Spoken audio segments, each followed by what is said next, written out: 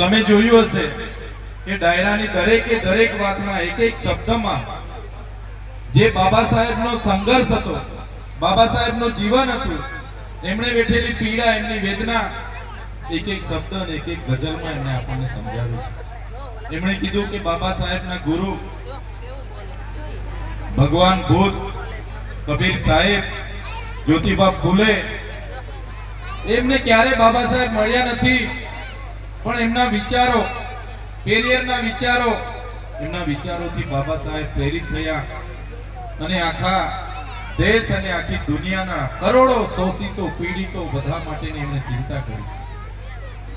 એમની ગઝલમાં તમે સાંભળ્યો હશે ધ્યાનથી, ત્યારે એમણે કીધું કે બાબા સાહેબ જ્યારે બાળક હતા, શાળામાં જતા હતા અને શાળામાં જ્યારે એમની જાત પૂછવામાં આવી, એમની જાતને નીચી ગણવામાં આવી, એમને બહાર બેસાડવામાં આવ્યા, ત્યારે બાબા સાહેબના બાળક માનસ પર એની અસર થઈ. એમણે ઘરે જઈને એમની માતાને પૂછી, માં, શાળામાં શિક્ષણ લેવાનો અધિકાર તો મારો પણ છે, બધાનો છે, મારી સાથે કેમ આ પ્રકારનો ભેદભાવ થયો?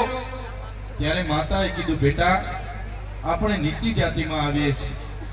બાબા સાહેબે પૂછ્યું, માં, આપણે કઈ રીતના નીચી જાતિમાં આવીએ છીએ? માતાએ કીધું, બેટા, કોઈ એવું પુસ્તક છે, એવી બુક છે, એમાં લખેલું છે કે તમે નીચી જાતના છો અને આજે આપણે નીચી જાતના માનીએ છીએ, એટલે આ ભેદભાવ તારી સાથે પણ થાય છે, આવનારા દિવસોમાં પણ થશે. ત્યારે એ દિવસે બાબા સાહેબ બાળક હતા અને એના શબ્દ હતા, માં, મને જ્યારે પણ તક મળશે, મને જ્યારે પણ અવસર મળશે, તો જે પણ એ પુસ્તકમાં લખ્યું હશે આપણે નીચી જાત છે, એ પુસ્તકને હું બદલી કાઢીશ માં. અને ત્યારથી એમના સંઘર્ષની શરૂઆત થઈ. રાત દિવસ એમણે માત્ર કલમ અને પુસ્તકો, માત્ર કલમ અને પુસ્તકો. એમને એમના ભવિષ્યની ચિંતા નથી, એમના પરિવારની ચિંતા નથી, પણ જે કરોડો લોકો સાથે ભેદભાવ થઈ રહ્યા છે, અસ્પૃશ્યતા થઈ રહી હતી, એની ચિંતા હતી. એમાંથી કરોડો લોકોને કઈ રીતના મારે બહાર કાઢવા છે, એની ચિંતા હતી.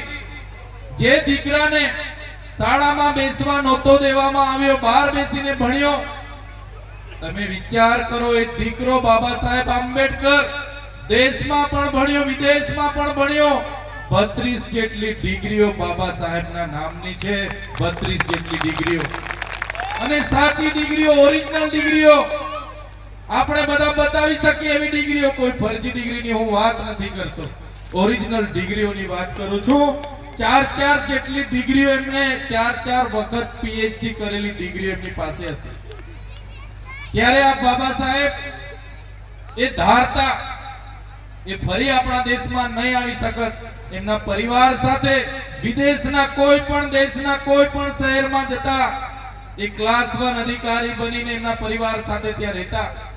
પણ બાબા સાહેબને દેશના લોકોની ચિંતા હતી, એમને પીડામાંથી, એમને અસ્પૃશ્યતામાંથી કઈ રીતના કાઢવાની એની ચિંતા હતી. અને બાબા સાહેબ આવ્યા, ફરી ભારતમાં આવ્યા અને એમણે જે વચન આપ્યું હતું કે હું અહીંયા નોકરી કરીશ, એક ઓફિસર તરીકે, અધિકારી તરીકે નોકરીમાં જોડાયા.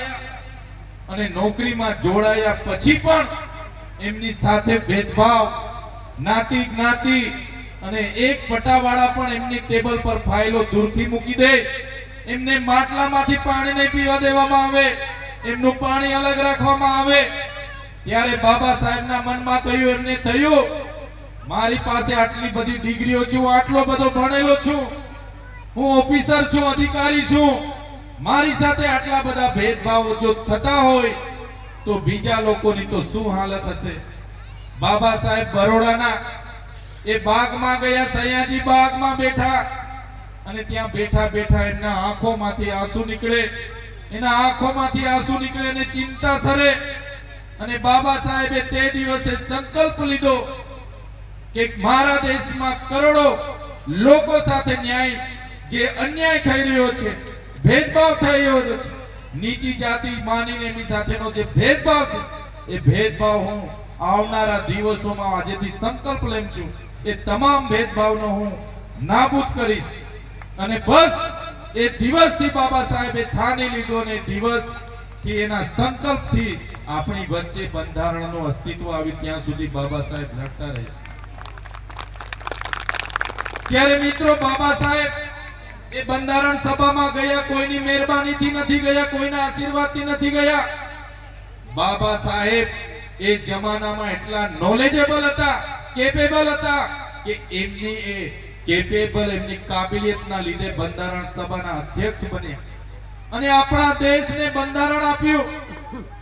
અને બંધારણની તમે એક ખાલી શરૂઆત, એક નાની શરૂઆત, એની પ્રસ્તાવના તમે જોજો. એ પ્રસ્તાવનામાં એમણે પહેલી લીટી, પહેલો શબ્દ, અમે ભારતના લોકો આ દેશને બંધારણ આપીએ છીએ, આ દેશને સર્વભૌમત્વ, આ દેશને સમાજવાદી, ધર્મનિરપેક્ષ, લોકશાહી અને પ્રજાસત્તાક દેશ તરીકેનું બંધારણ આપીએ છીએ. આ બંધારણમાં ન્યાય, સ્વતંત્રતા, બંધુતા, વ્યક્તિ સ્વતંત્ર અને દેશની રાષ્ટ્ર ભાવના, દેશ અખંડિતતાની ભાવના સાથેની એમણે આ બંધારણ દેશને આપ્યું. અને એ બંધારણ, આટલું મોટું બંધારણ, દેશની આટલી મોટી લોકશાહીને બાબા સાહેબ એમની ટીમે આપ્યું. ત્યારે સાથીઓ, એ બંધારણ આપનાર વિભૂતિ આપણી વચ્ચે જ્યારે એમનું મૃત્યુ થયું, એ દિવસ એટલે કે 6 ડિસેમ્બર 56. સાથીઓ, તમે વિચાર કરો, જે વિભૂતિ એ દેશ માટે, દેશના કરોડો દલિતો, વંચિતો, પીછડા, આદિવાસી, ઓબીસી, માઇનોરિટી દરેક વ્યક્તિના નેતા હતા. દરેક લોકો માટે એમણે બંધારણમાં જોગવાઈ કરી. પણ બાબા સાહેબને કેટલાક લોકોએ દલિતના નેતા તરીકે સીમિત કરવાનો પ્રયાસ કર્યો. એમણે લખેલા પુસ્તકો મારા ખ્યાલ મુજબ 1980 બાદ પ્રકાશિત થયા. બાબા સાહેબ ના મૃત્યુ પછી પણ કેટલાય વર્ષો સુધી 1990 માં બાબા સાહેબને ભારત રત્ન મળ્યું. અમારા બાબા સાહેબ ભારત રત્ન માટે નહીં, અમારા બાબા સાહેબ તો વિશ્વના રત્નના કાબિલ હતા. ની જે પુણ્યતિથિ હોય, બાબા સાહેબની જે જન્મ તિથિ હોય, ત્યારે 14 એપ્રિલ 1990 થી જ એમની જન્મ તિથિની પણ ભવ્ય ઉજવણી થવા લાગી. અને એમના દિવસ, જન્મ દિવસની પણ તમે વિચાર કરો, આઝાદીના એટલા વર્ષો પછી આજે આઝાદીનો અમૃત મહોત્સવની શરૂઆત થઈ. અનેક સંગઠનના લોકોએ માંગણી કરી કે સર્વોચ્ચ અદાલત જે દેશની આવી છે, સુપ્રીમ કોર્ટ, ત્યાં અમારા બેરિસ્ટર બાબા સાહેબની પ્રતિમા હોવી જોઈએ. અને આઝાદીના 75 વર્ષ પછી આ સરકારોને સર્વોચ્ચ અદાલતની સામે બાબા સાહેબની પ્રતિમા મૂકવી પડી. આપણા માટે દુઃખની બાબત છે કે બાબા સાહેબે દેશ માટે, બાબા સાહેબે પીછડાઓ માટે, દલિતો માટે, કરોડો લોકો માટે, મહિલાઓ માટે, બાળકો માટે શિક્ષણની વાત કરી, અધિકારો આપ્યા, સંવિધાનિક અધિકારોની વાત કરી, સામાજિક અધિકારોની વાત કરી, બધા જ વર્ગોને સમાનતાની વાત કરી, વ્યક્તિ સમાનતાની વાત કરી.